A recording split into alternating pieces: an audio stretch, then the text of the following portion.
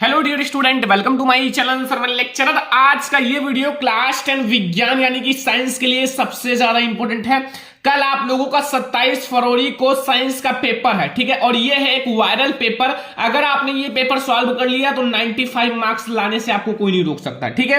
देखो, आपका ये पूर्णांक रहेगा 70 नंबर का, और आप लोग देखते हो कि हर एक पेपर जो है इसी प्रकार से आता है, ठीक है। जो मैं आपको बताता हूं उसी में से ही आपके क्वेश्चंस बोर्ड एग्जाम में आते हैं। तो ये वायरल पेपर होता है 2023 बोर्ड एग्जाम का, जो सबसे ज्यादा इंपॉर्टेंट होता है, ठीक है।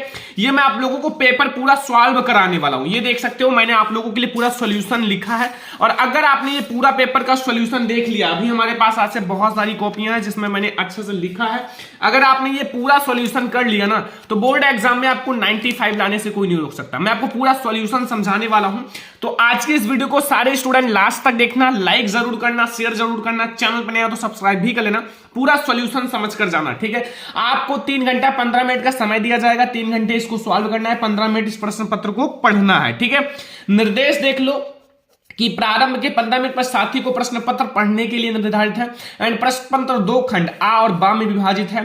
खंड आ में आपके 3 उपखंड हैं, यानी कि का खा गा में विभाजित है। एंड आपका खंड आ के बहुविकल्पीय प्रश्न है, जिसका आंसर ओएमआर शीट पर देना है। चाहे आप बाल पॉइंट पेन आप काला या नीला से किसी से भी आप पूरी तरह से गोला को काला कर देना है, ठीक है। एंड खंड आ बहुविकल्पीय प्रश्न के लिए 1 घंटा निर्धारित है। खंड बा के लिए आपके 2 घंटे निर्धारित है, ठीक है। खंड बा वर्णात्मक है, जिसका आंसर कॉपी में आपको लिख कर देना है। एंड प्रत्येक प्रश्न के सम्मुख उनके अंक निर्धारित हैं। तो ये सारा आप निर्देश पढ़ लेना। तो सबसे पहले आपके बोर्ड एग्जाम में आएगा ऑब्जेक्टिव क्वेश्चंस। क्या आएगा? Objective question. तो ये पूरे वायरल पेपर का सॉल्यूशन जरूर समझना। बहुविकल्पीय प्रश्न है, ठीक है। उपखंड का है, ठीक है। इसमें पहला प्रश्न है, जब प्रकाश नेत्र में प्रवेश करता है तो अधिकांश अपवर्तन कहां होता है? पूरा समझ कर जाना। Long question, short question, objective, सब कुछ, ठीक है। क्रिस्टलीय लेंस में एंड स्वच्छ मंडल कार्निया पर, प्रतायिका पर, या फिर हमारा पुतली में, ठीक है। तो यहां हमारा सही हो जाएगा स्वच्छ मंडल कार्निया पर, जो होता है ना वो कार्निया जिसे हम लोग स्वच्छ मंडल कहते हैं, उस पर हमारा अधिकांश अपवर्तन होता है। तो ऑप्शन नंबर खा सही है। तो ओएमआर शीट आपको दिया जाएगा। और आप लोग देखो, मैं आपको 1-2 क्वेश्चंस का बता देता हूं। हमारा पहले का बी वाला ऑप्शन यानी कि खा वाला सही है। तो ऐसे आप लोग कर लेना एंड आप लोग अपना हस्ताक्षर कर देना, जैसे श्रवण गोस्वामी, ठीक है। एंड यहां आप लोगों का कच्छ निरीक्षक का हस्ताक्षर रहेगा, बस, ठीक है।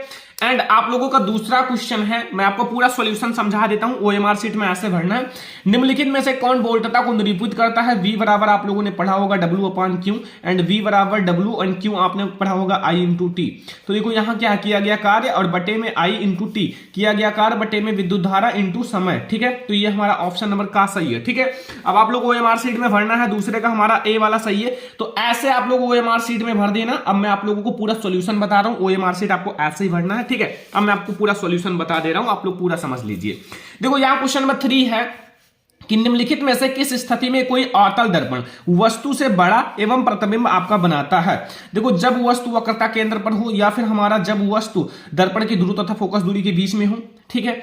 एंड या अगला है, जब वस्तु दर्पण की फोकस दूरी वक्रता केंद्र के बीच में, ये हमारा सही है, ठीक है। जब वस्तु दर्पण की फोकस दूरी तथा वक्रता केंद्र के बीच में हो। आप लोगों ने अवतल दर्पण की स्थितियां तो पढ़ा ही होगा। अगर नहीं पढ़ा है तो पढ़ लो बच्चों, इसमें से 1-2 क्वेश्चन जरूर आएगा, ठीक है। अगला देखो, कक्षा में सबसे पीछे बेंच पर बैठा कोई विद्यार्थी सैमपट पर लिखे अक्षरों को पढ़ सकता है, परंतु पाठ्य पुस्तक में लिखे अक्षरों को नहीं पढ़ सकता। निम्नलिखित में से कौन सा कथन सही है? देखो, सैमपट इतना दूर लगा हुआ है, उसको पढ़ लेता है, नजदीक उसके बुक रखी हुई है, उस पर लिखे अक्षरों को नहीं पढ़ सकता। तो मतलब निकट की वस्तु नहीं पढ़ सकता, दूर की पढ़ सकता है। तो वस्तु विद्यार्थी के निकट बिंदु जो है वो दूर चला गया, मतलब निकट बिंदु का जो दिखाई दे रहा था वो दूर चला गया, ठीक है। तो ऑप्शन नंबर का हमारा सही है। समझ में आ रहा ना सारा क्वेश्चन? बहुत ज्यादा इंपॉर्टेंट है, तैयार करके जाना। अगर पेपर में एक भी क्वेश्चन छोड़कर नहीं आना है, अगर आपको 95 लाना है तो 100 में, क्योंकि ये बहुत ज्यादा वायरल पेपर है। आपको ये पूरा सॉल्यूशन करके जाना है, ठीक है। आपको पूरा सॉल्यूशन भी बताऊंगा। अगर आप ये पूरा समझ लोगे तो फिर आप साइंस का जो टेंशन है वो बिल्कुल खत्म हो जाएगा, ठीक है। ध्यान से समझो। क्वेश्चन नंबर 5 है, 5 प्रतिरोधक जिसमें प्रत्येक का प्रतिरोध 1/5 ओम है, ठीक है, का उपयोग करके कितना निम्नतम प्रतिरोध बनाया जा सकता है? कितना निम्नतम प्रतिरोध बनाया जा सकता है? अगर निम्नतम का है तो समांतर क्रम लगाना, ठीक है, समांतर क्रम लगाना। अगर आपका हाईएस्ट का है, उच्चतम प्रतिरोध, सबसे ज्यादा प्रतिरोध, तो आप श्रेणी क्रम लगाना। जब श्रेणी क्रम लगाओगे तो अधिक प्रतिरोध मिलेगा, ठीक है। तो 1/r जो होगा वो 1/1/5 रहेगा, क्योंकि हमारा 1/5 है, प्लस 1/1/5 रहेगा। ऐसे आपको 5 प्रतिरोध लगाना है। कितने प्रतिरोध, 5 प्रतिरोध लगाना है। ठीक है, तो यहाँ 1/R जो मिलेगा वो 25 मिलेगा, क्योंकि ये सारे ऊपर चले जाएंगे और जुड़ जाएंगे, तो R बराबर अगर देखा जाए तो 1/25 मिल जाएगा। ठीक है, तो 1/25 हमारा सही हो जाएगा बच्चों। 1/25 कौन सा है, ये खा वाला ऑप्शन, 1/25 सही, खा वाला। ठीक है, 1/25 सही हो जाएगा। अगला देखो 6 नंबर क्वेश्चन, दिए गए चित्र के अनुसार कागज के तल में स्थित किसी क्षैतिज तार में पूर्व से पश्चिम की ओर कोई नियत प्रवाहित धारा बह रही है, तो चुंबकीय क्षेत्र की दिशा उत्तर से दक्षिण की ओर बिंदु पर होगी। ये हमारा एक फिगर है, देखो ये ईस्ट है, नॉर्थ है, साउथ है, ये देखो इस तरफ से है, यानी कि ये नीचे है ना, तो ये तार के ठीक नीचे वाला हमारा सही हो जाएगा, खा वाला ऑप्शन।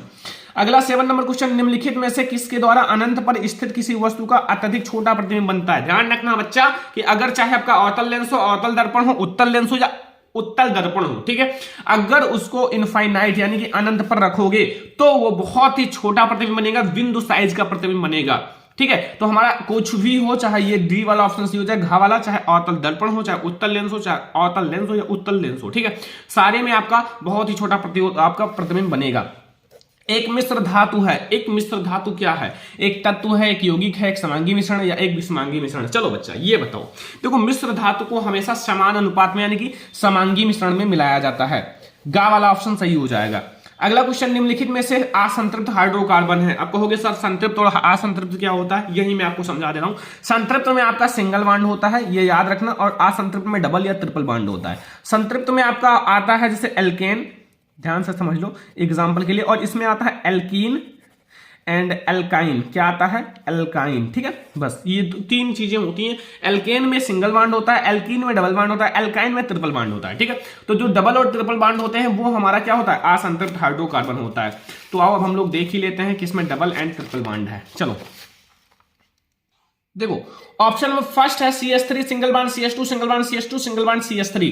ये हमारा सही है कि नहीं सही है, नहीं सही है, क्योंकि हमारा एक संतृप्त हाइड्रोकार्बन है और हमें बताना क्या है, असंतृप्त।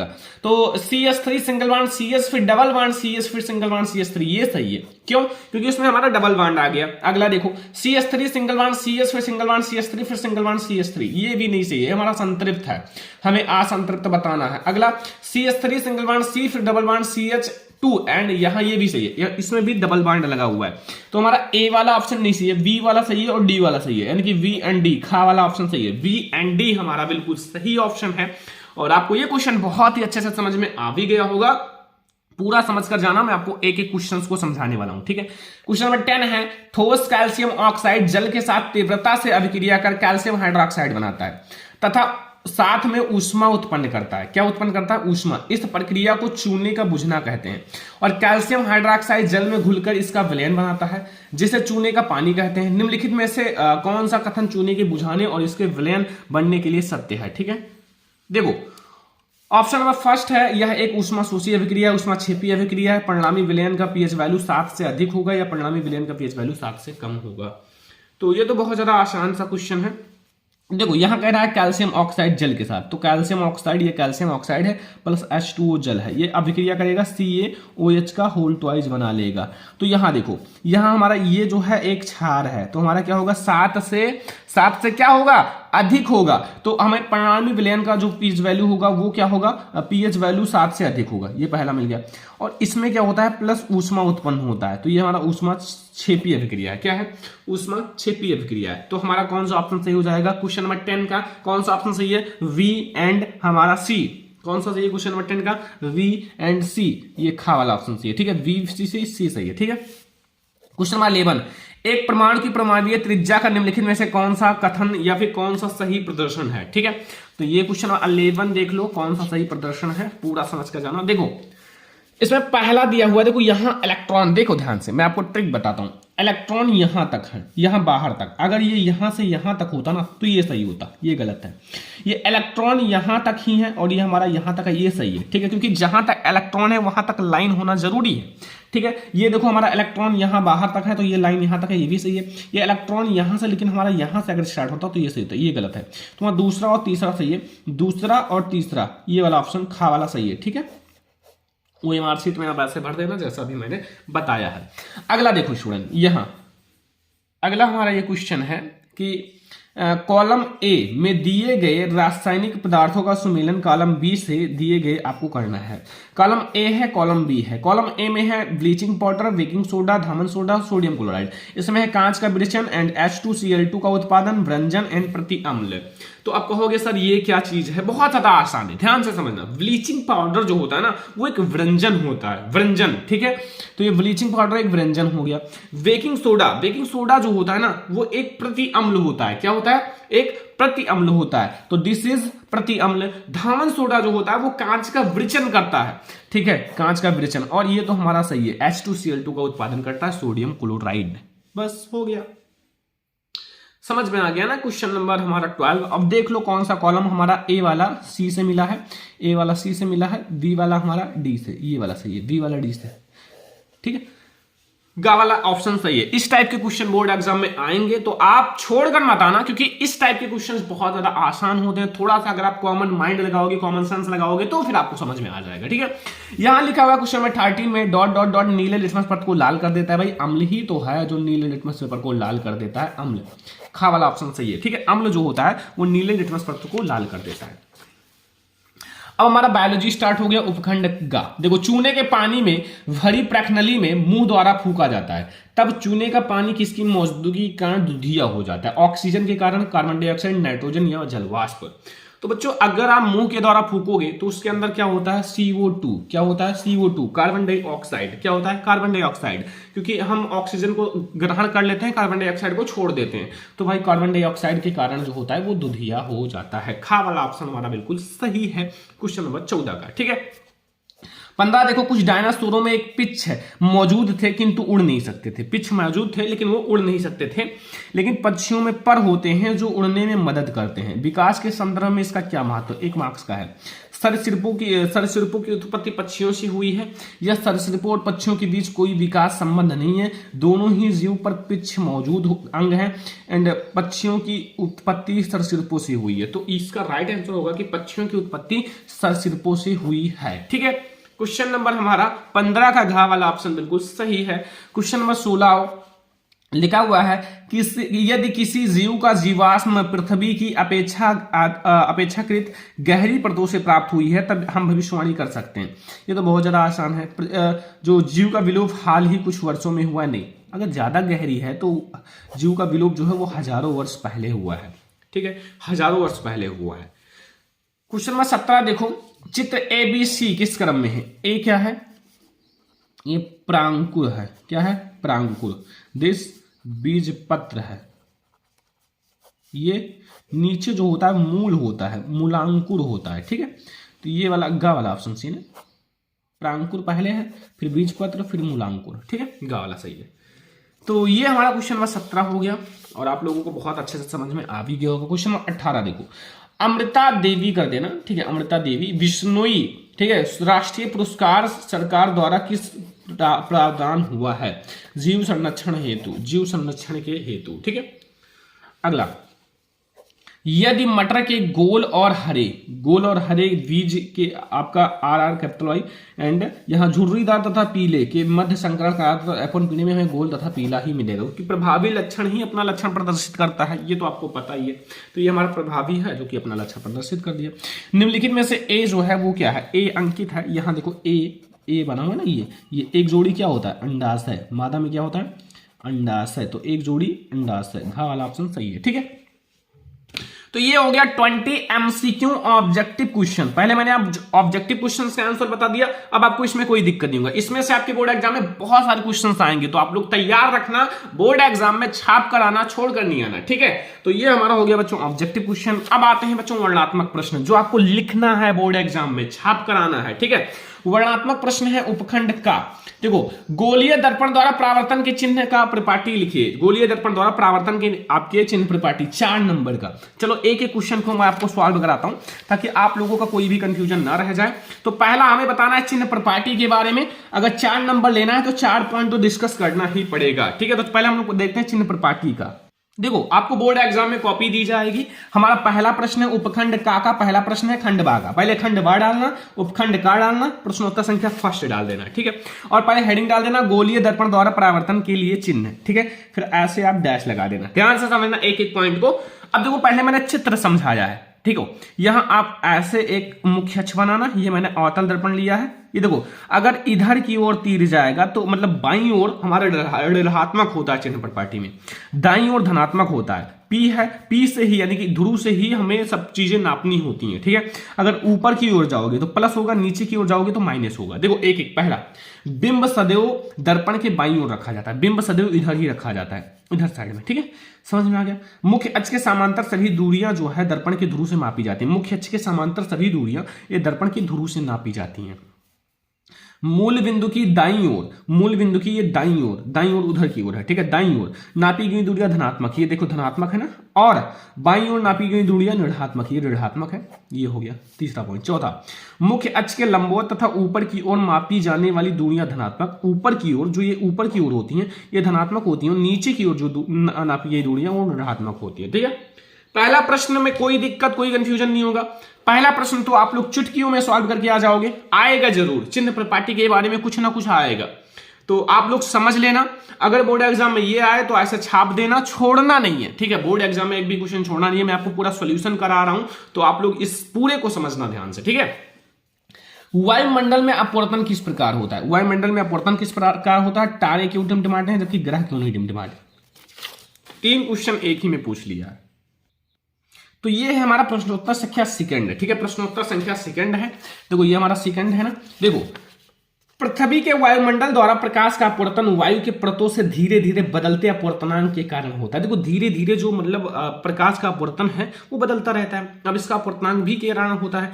अपवर्तक माध्यम वायु की भौतिक स्थितियां स्थिर नहीं होती और गर्म हवा के माध्यम से देखी जाने वाली वस्तु की स्पष्ट स्थिति में उतार चढ़ाव होता रहता है और प्रकाश का वायुमंडलीय अपवर्तन ऐसे ही होता रहता है, ठीक है। तारे का टिमटिमाना, इसी क्वेश्चन में पूछा गया तारे क्यों टिमटिमाते हैं, जो स्टार है वो क्यों टिमटिमाते रहते हैं? तो वायुमंडलीय अपवर्तन के कारण तारे टिमटिमाते हैं। पृथ्वी के वायुमंडल में वायु की अलग अलग परतें पाई जाती हैं। इन परतों का तापमान अलग अलग होता है।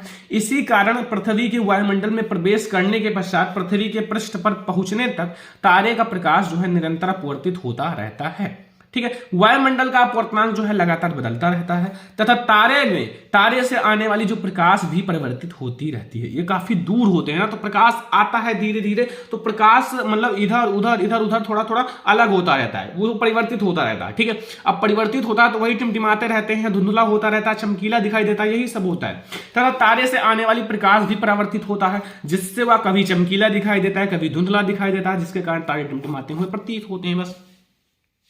अब कहोगे सर ग्रह क्यों नहीं टिमटिमाते? अब देखो ग्रह क्यों नहीं टिमटिमाते, बहुत आसान सा है। देखो ग्रह क्या है ना, बहुत ज्यादा पास है, ठीक है, बहुत ज्यादा पास है, तो वो तुरंत उसका प्रकाश पहुंच जाता है, वो बीच में ज्यादा परिवर्तित नहीं होता। तो जब ज्यादा परिवर्तित नहीं होगा तो वो टिमटिमाएंगे नहीं और तुरंत पहुंच जाते हैं, ठीक है। तो जबकि जो ग्रह है तारों की अपेक्षा पृथ्वी से बहुत निकट है और ग्रह जो है प्रकाश के वृहत रूप में पाए जाते हैं, ठीक है। एंड अतः ग्रह से आने वाली प्रकाश की किरणों के मार्ग में औसत परिवर्तन ना के बराबर है। मतलब उसमें जो आने में कोई परिवर्तन नहीं होता, डायरेक्ट पहुंच जाता है, तो कोई परिवर्तन नहीं होता, इसलिए ग्रह स्थिर होता है और ग्रह जो है वो टिमटिमाते हुए नहीं प्रतीत होते हैं, ठीक है।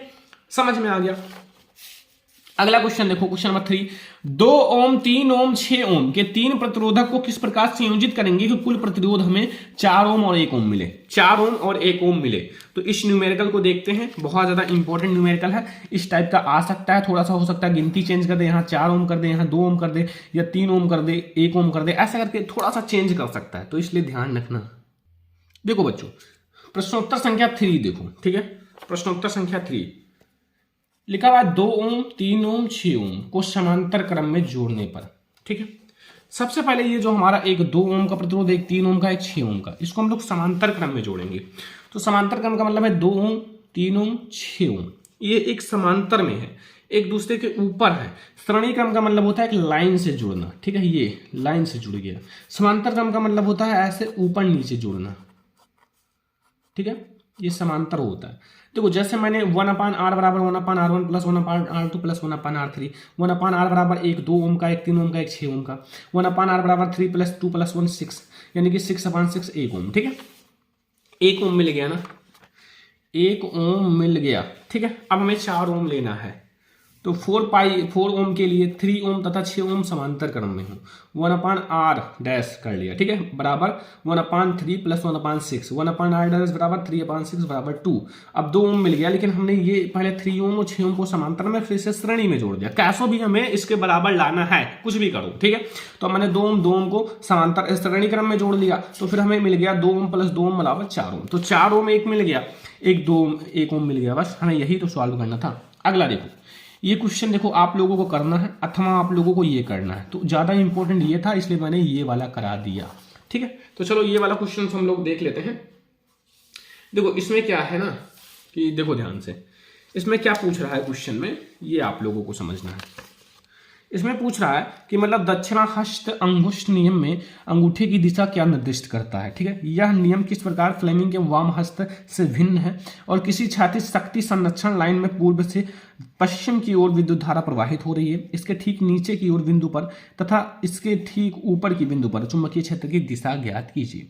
6 नंबर का, अथवा आप विद्युत मोटर करो, विद्युत मोटर का सिद्धांत क्रिया विधि स्पष्ट कीजिए, विद्युत मोटर का विभक्त वलय में क्या महत्व है। तो मैं आपको एक अच्छा सा लिख कर समझाया हूं विद्युत मोटर के बारे में, क्योंकि बातें समझना बहुत ज्यादा जरूरी होता है अपने लैंग्वेज में। ठीक है, तो इसको मैंने लिख दिया है।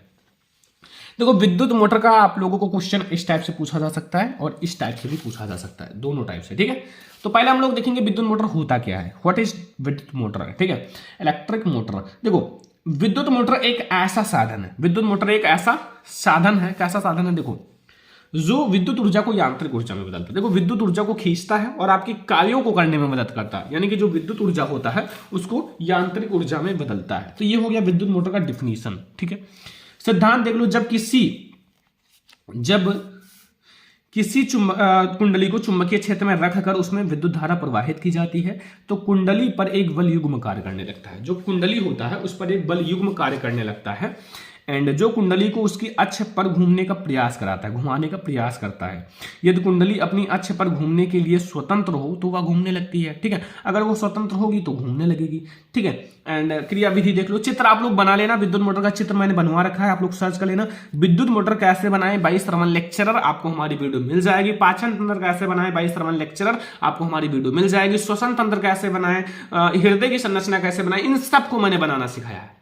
ठीक है, अगर आप लोग देखना चाहते हो तो देख लेना, आप लोगों को प्लेलिस्ट में भी मिल जाएगा सारी फिगर। ठीक है, देखो कार्यविधि देखो, जब बैटरी से कुंडली में विद्युत धारा प्रवाहित करते हैं तो फ्लेमिंग के बाएं हाथ के नियम से कुंडली की भुजाएं ए बी और सी डी पर बराबर बलयुग्म कार्य करता है, परंतु विपरीत दिशा में बलयुग्म कार्य करने लगते हैं। ये बल जो है एक बलयुग्म बनाते हैं, जोड़ा। ठीक है, बनाते हैं, जिसके कारण जो कुंडली दक्षिण आवर्त दिशा में घूमने लगती है और कुंडली के साथ उसके सिरों पर लगे विभक्त वलय भी घूमने लगते हैं। इन विभक्त वलयों की सहायता से विद्युत धारा की दिशा तथा इस प्रकार रखी जाती है कि कुंडली पर बल युग्म लगातार एक ही दिशा में कार्य करते हैं, अर्थात कुंडली घूमने लगती है। तो अगला देखो विभक्त वलय का महत्व भी समझ लो। देखो विभक्त वलय का महत्व, विभक्त वलय का कार्य क्या है, देखो कार्य है कि कुंडली में प्रवाहित धारा की दिशा को बदलना। जो कुंडली में प्रवाहित धारा है उसकी दिशा को बदलना। जब कुंडली आधा चक्कर पूर्ण कर लेती है तो विभक्त वलयों का पुरुषों से संपर्क समाप्त हो जाता है और विपरीत पुरुषों से संपर्क जुड़ जाता है। इसके फलस्वरूप कुंडली में धारा की दिशा सदैव इस प्रकार बनी रहती है कि कुंडली पर एक ही दिशा में घूमती रहती है, अच्छे से घूमती रहती है और अपना कार्य होता रहता है। ठीक है, तो ये हो गया हमारा विद्युत मोटर के बारे में। अब अगला हमारा जो क्वेश्चन स्टार्ट होता है वो स्टार्ट होता है बच्चों, ये आप लोग देख लेना, वैसे आएगा तो विद्युत मोटर ही आएगा। ठीक है, उपखंड का खा, पहला निम्नलिखित में से आपको संरचनाएं बनाना है। 4 नंबर का, क्लोरोप्रोपेन 2 मेथिल प्रोपेनल या 2 डाई मेथिल ब्यूटेनॉल या फिर पेंटानोइकम। बना लोगे? नहीं बना पाओगे ना, मैं आपको समझाता हूँ कैसे बनाना है एक एक फिगर को। उपखंड खा है ना, यहाँ देखो उपखंड खा है, उपखंड खा डाल देना। प्रश्नोत्तर संख्या हमारा कौन सा है? 5 है। नीचे आप लोग प्रश्नोत्तर संख्या अच्छे से ब्लैक पेन से डाल देना। ठीक है, बोर्ड एग्जाम की कॉपी में। क्लोरोप्रोपेन, क्लोरोप्रोपेन का मतलब होता है, क्लोरो मतलब क्लोरीन जुड़ना, ये क्लोरीन जुड़ गया। प्रोपेन का मतलब है 3 कार्बन, एक को कहते हैं मेथ, दूसरे को कहते हैं एथ, तीसरे को कहते हैं प्रोप। तो प्रोपेन में 3 कार्बन होते हैं, तो ये कार्बन हो गया, कार्बन कार्बन, इनके मध्य एक एक सिंगल सिंगल बॉन्ड लगा दो और क्लोरीन फर्स्ट नंबर पे जोड़ दो, चाहे आप इधर से जोड़ो चाहे इधर से, अगर आपने फर्स्ट नंबर पे जोड़ दिया तो ये क्लोरीन, ठीक है। अब जो जो बचा है आप हाइड्रोजन जोड़ दो, हाइड्रोजन हाइड्रोजन हाइड्रोजन, सब जगह हाइड्रोजन, सिंगल बॉन्ड। क्यों? क्योंकि आपको कुल मिला के सी का 4 बंध पूरा करना है, तो 1 1 2 3 4 ऐसे सभी 4 4 होने चाहिए। तो ये हो गया क्लोरोप्रोपेन। 2 मेथिल प्रोपेनल, देखो 2 मेथिल का मतलब है 2 नंबर पे मेथिल जुड़ना चाहिए, ठीक है। तो इधर से देखो, इधर हमारा देखो क्या जुड़ा हुआ है, CHO समूह, एल्डिहाइड समूह, तो इधर से हम लोग गिनती करेंगे। तो 1 नंबर ये हो गया, 2 नंबर ये हो गया, तो 2 नंबर पे ये हमारा क्या है, यही तो हमारा मेथिल है। तो देखो और कितना है, प्रोप है, तो 1 2 3 कार्बन होना चाहिए, 1 2 3 है। एंड 2 नंबर पे हमारा मेथिल जुड़ा हुआ है CH3, एंड यहाँ हमारा CHO ग्रुप जुड़ा हुआ है, तो मेथ एथ प्रोप प्रोपेनल हो गया। 2 नंबर पे है 2 मेथिल लगा दो, ठीक है, और हर जगह कार्बन जोड़ दो, ठीक है। अगला 2,2 डाईमेथिल ब्यूटेनॉल, 2,2 डाईमेथिल ब्यूटेनॉल, इसमें कौन सा समूह जुड़ा हुआ है, इसमें COOH समूह जुड़ा हुआ है, नहीं अल्कोहल समूह जुड़ा हुआ है। अल्कोहल का मतलब है OH समूह। तो देखो ध्यान से समझना, 2,2 यानी कि डाईमेथिल, 2 मेथिल होना चाहिए, तो मैंने इधर लगाया अल्कोहल समूह OH समूह। अब इधर से आप गिनती करो, क्योंकि जिधर से आपका नजदीक पड़े ग्रुप उधर से गिनती करा जाता है। तो 1 नंबर 2 नंबर, 2 नंबर पे क्या जुड़ा हुआ है, 1 मेथिल 2 मेथिल, तो 2 1,1 नहीं लिखेंगे, 2 है ना, तो 2 नंबर पे है ना, तो 2,2 डाई, मतलब 2 को डाई कहा जाता है, डाई मेथिल जुड़ा हुआ मेथिल, और मेथ एथ प्रो ब्यूटेनॉल, ठीक है, OH समूह जुड़ा हुआ है। ये फिगर आप समझ लो, चित्र ऐसे आप कई सारी संरचनाओं को प्रैक्टिस करना। पेंटेनोइक अम्ल, पेंटेनोइक अम्ल में क्या है, देखो पेंटेनोइक अम्ल तो बहुत ज्यादा आसान है। पेंटेनोइक अम्ल में देखो ओइक जुड़ा हुआ है, तो COOH समूह जोड़ दिया है और 5 carbon, meth eth pro but pent हो गया ना, और आपने COOH ग्रुप जोड़ दिया और सारा आप हाइड्रोजन जोड़ दो, हाइड्रोजन, ठीक है। ये हो गया क्वेश्चन, चारों का 4 नंबर मिल जाएगा, ठीक है। तो 4 नंबर का ये तो बिल्कुल क्लियर हो गया, अब बोर्ड एग्जाम में करके आओगे। अगला, कुछ तत्व के प्रमाण क्रमांक नीचे दिए गए हैं, देखो 10 है, 20 है, 60 है, 14 है, ठीक है। 4 नंबर का है। इसको आपको क्या बताना है, इसमें बताना है सबसे पहले तत्वों का पहचान करो, एंड फिर आवर्त सारणी में इनके तत्वों का समूह और आवर्त बताना है, समूह और आवर्त। देखो पहले मैं तत्वों का पहचान करता हूँ, प्रश्न उत्तर संख्या 6 है। कुछ तत्वों के प्रमाण क्रमांक नीचे दिए गए, देखो नियान हमें 10 नंबर पे दिया हुआ है ना, 10 नंबर दिया हुआ है, देखो 10 नंबर, तो ये हमारा क्या है, नियान है। 20 नंबर दिया हुआ है कैल्शियम है, 7 नंबर नाइट्रोजन है, 14 नंबर सिलिकॉन है, ठीक है। समूह देख लो, समूह इनका पहले देखो आवर्त कैसे पहचाना जाता है, देखो आवर्त का मतलब है, देखो इलेक्ट्रॉनिक विन्यास करो, आवर्त मिल जाएगा। इलेक्ट्रॉनिक विन्यास देखो हमने 10 का किया, 10 का 2,8, इसमें 1 है 2 है, यानी कि 2 आवर्त। और फिर मैंने कैल्शियम किया गया 20, 2,8,8,2, तो इसमें 1 है 2 है 3 है 4, जितने संख्या उतना आवर्त हो जाएगा 4, ठीक है। एंड नाइट्रोजन का होगा 7, तो 1 2 2 आवर्त, एंड इसका 3 2,8,4, तो इसमें 1 है 2 है 3 है, तो 3 हो गया आवर्त, ठीक है। आवर्त समूह देख लो 18 पे है आपका नियोन, 18 वर्ग में, एंड यहाँ हमारा समूह में, एंड 2 नंबर पे है कैल्शियम, 15 नंबर पे है हमारा ये नाइट्रोजन, 14 नंबर पे है सिलिकॉन। संयोजकता देखो, इसके पीछे 8 के 0 है, कुछ भी नहीं है, तो हमारा 0 हो जाएगा। इसमें 2 है लास्ट में, 2 संयोजकता, इसमें 5 है, तो 5 8 से कितना पीछे है, 3 है, तो 3 हो जाएगा, 4 का 4, ठीक है। ये भी क्वेश्चन क्लियर हो गया, कोई दिक्कत नहीं है ना। अगला, निम्नलिखित समीकरण को संतुलित कीजिए। निम्नलिखित समीकरण को आपको संतुलित करना है, देखो कौन सा समीकरण है, यहां देखो लिखा हुआ है कैल्शियम हाइड्रोक्साइड। मैं आपको एक एक को समझाता हूं सारे समीकरण को। हमारा क्वेश्चन नंबर ये कौन सा है, 7 है। 7 देखो पहले हमारा कैल्शियम हाइड्रोक्साइड में क्या जोड़े कि कैल्शियम कार्बोनेट मिल जाए, ठीक है। तो इसमें अगर आप CO2 जोड़ दोगे तो हमारा कैल्शियम कार्बोनेट मिल जाएगा, ठीक है। तो यहाँ मैंने क्या किया, CaOH का होल ट्वाइस हमारे कैल्शियम हाइड्रोक्साइड हो गया, और इसमें CO2 प्लस कर दिया तो हमें CO3 एंड H2O मिल गया, ये हो गया। दूसरा क्वेश्चन, यहाँ देखो जिंक नाइट्रेट मिला है, तो यहाँ सिल्वर नाइट्रेट है, तो यहाँ Zn ही जोड़ोगे तभी तो जिंक नाइट्रेट मिलेगा। Zn जो है सिल्वर को विस्थापित कर देगा और सिल्वर को बाहर कर देगा, तो Zn के साथ मैंने 2AgNO3 जोड़ दिया, ZnNO3 का होल ट्वाइस एंड Ag मिल गया, ठीक है। क्वेश्चन नंबर 3 देखो, एल्यूमिनियम के साथ क्या जोड़ोगे तो एल्यूमिनियम क्लोराइड मिल जाएगा, तो फिर और कॉपर बाहर निकल जाएगा, तो देखो कॉपर यानी कि कॉपर हम लोग क्लोराइड जोड़ेंगे, तो यहाँ हमारा देखो यहाँ 2Al और यहाँ 3CuCl3, ठीक है, यहाँ आपका एंड हमें मिल जाएगा 2AlCl3 एंड Cu कॉपर बाहर निकल जाएगा। देखो रासायनिक समीकरण संतुलित करना आता है तो ठीक है, नहीं तो आप लोग ये वाला छोड़ देना, आप लोग ये वाला करना टिप्पणी करने वाला, ठीक है। ध्यान से समझना जो चीज मैं बता रहा हूँ। Barium chloride plus potassium sulphate, और आपको क्या मिलेगा, barium chloride plus potassium sulphate sulphate, तो यहाँ हमारा बेरियम सल्फेट और यहाँ पोटेशियम क्लोराइड मिल जाएगा। ठीक है, अंगा वाला क्वेश्चन देखो, मैग्नीशियम प्लस हाइड्रोजन अम्ल, तो हमारा मैग्नीशियम क्लोराइड और हमारा हाइड्रोजन बाहर निकल जाएगा। मैग्नीशियम और यहाँ हाइड्रोजन क्लोराइड, तो मैग्नीशियम क्लोराइड और यहाँ हमारा हाइड्रोजन बाहर निकल गया।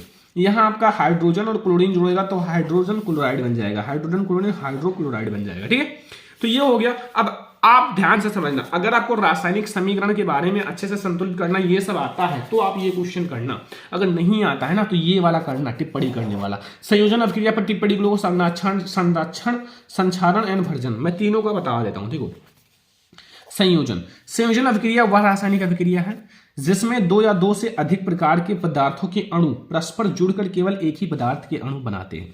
यहाँ दो चीजें मिल गई, A प्लस बी और हमें बड़ा AB। ठीक है, जैसे Na plus Cl, 2Na plus 2Cl, हमें मिला NaCl 2NaCl। ठीक है, तो ऐसे आपका बहुत ज़्यादा आसान हो जाता है क्वेश्चंस, बहुत ज़्यादा आसान। संरक्षण आपका संक्षारण पर, जब कोई धातु अपने आसपास अम्ल, आर्द्रता आदि के संपर्क में आती हैं तो यह संक्षारित होती हैं। इस प्रक्रिया को संक्षारण कहते हैं। उदाहरण जैसे लोहे पर जंग लगना एवं चांदी पर काली परत का चढ़ना। ठीक है, भर्जन वह क्रिया जिसमें अयस्क को वायु की उपस्थिति में उसके गलनांक के नीचे गर्म करने पर भर्जन कहलाता है। ठीक है, इन तीनों पर हमें टिप्पणी करना था। और यहाँ यह पराया सल्फाइड एस्को के लिए प्रयुक्त किया जाता है। भर्जन जो होता है उस पराया सल्फाइड एस्को के लिए प्रयुक्त किया जाता है। 2ZnS plus C3O2 gives out 2ZnO plus 2SO2। ठीक है, अब आ गया बच्चों बायोलॉजी के प्रश्न।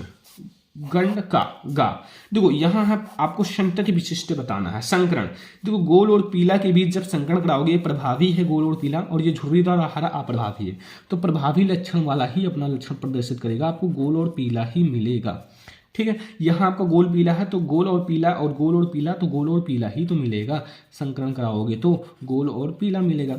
यहाँ देखो, अगर झुर्रीदार और हरा, झुर्रीदार और हरा, यानी कि आपको अप्रभावी के बीच संकरण कराओगे तो जब आपका प्रभावी नहीं रहेगा तो अप्रभावी ही अपना लक्षण प्रदर्शित करेगा। जहाँ डीएनए नहीं होगा तो वहाँ अपना आरएनए ही अपना कार्य करेगा। ठीक है, यहाँ गोल और पीला यहाँ भी मिलेगा। तो ये क्वेश्चन तो बहुत ज़्यादा आसान है, सबसे ज़्यादा आसान तो यही क्वेश्चन लगा होगा। 4 नंबर आपको मिल गया। ठीक है, अब मैं आपको बता दूं, रंध्रों के खुलने तथा बंद होने की प्रक्रिया 4 नंबर कर लेना, बहुत ज़्यादा आसान है। वातावरण में कार्बन डाइऑक्साइड नियंत्रण करने का 4 नंबर ये। अब आप लोग मादा जनन तंत्र मैंने पढ़ा रखा है, नर मादा दोनों, आप लोग ये कर लेना 6 नंबर। पूरा मॉडल पेपर का सोल्यूशन खत्म।